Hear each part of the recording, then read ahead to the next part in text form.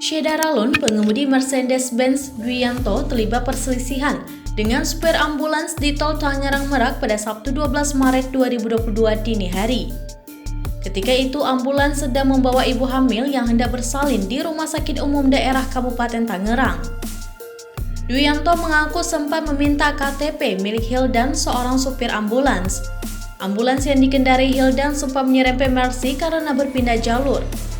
Cekcok terjadi ketika ambulans tiba di RSUD dan Dwianto mengaku meminta KTP milik Hildan. Kemudian, Kepolisian Resort Kota Tangerang memfasilitasi pertemuan atau mediasi antara Dwianto dan Hildan pada Rabu 23 Maret 2022. Keduanya pun sepakat untuk berdamai. Dalam kesepakatan yang sama, Kepala Polresta Tangerang Komisaris Besar Zendwi Nugroho mengatakan perselisihan antara Hildan dan Dwianto berakhir damai.